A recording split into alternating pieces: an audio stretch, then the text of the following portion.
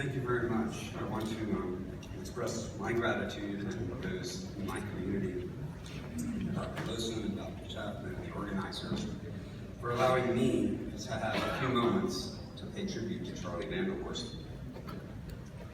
He was a mentor, a colleague, and a friend, and he died suddenly, as many of you know, last month.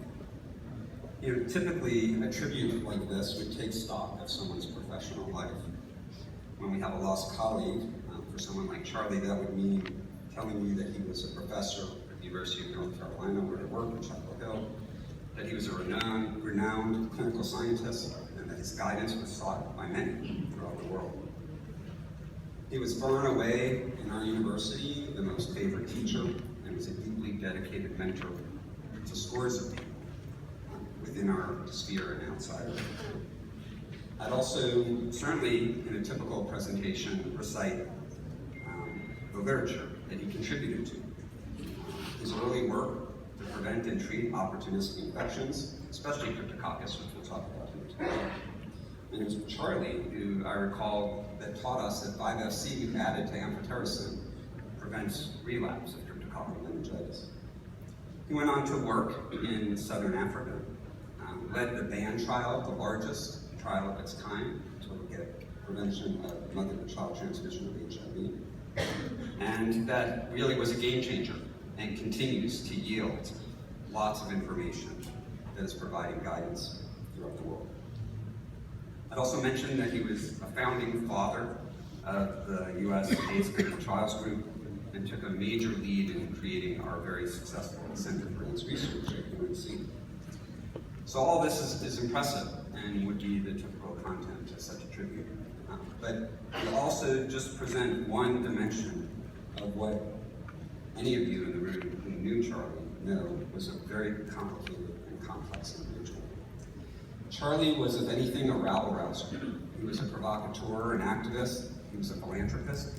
He was always the life of the party.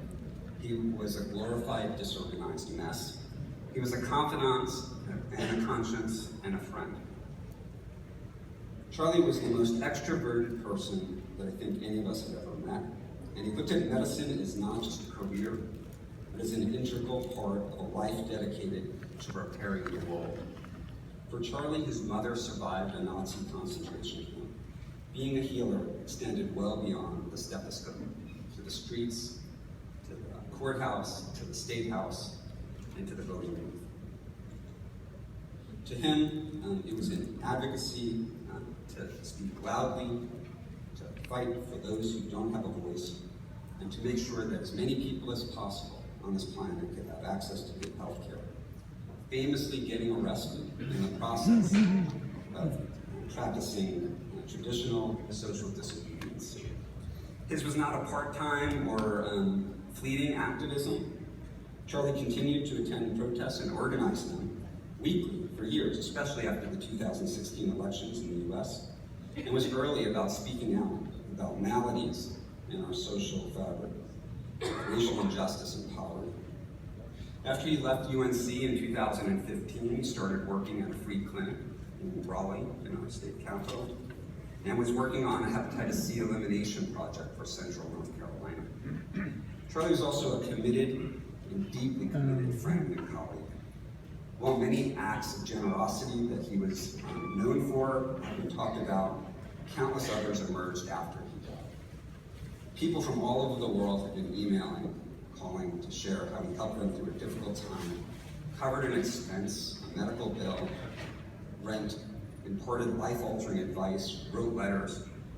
His love of his family and friends was legendary. I think you can tell by now, those of you who do not know Charlie, this is a man who never did anything halfway. He embraced the challenge of aging head-on. He was a marathon runner and a master swimmer, and he often convinced others to join him. At age 67, Charlie joined one of the most grueling swim races on the planet. This is the 120-mile bridge-to-bridge race in Hudson River in New York City. On the final day of this event, Charlie entered the water, but he did not leave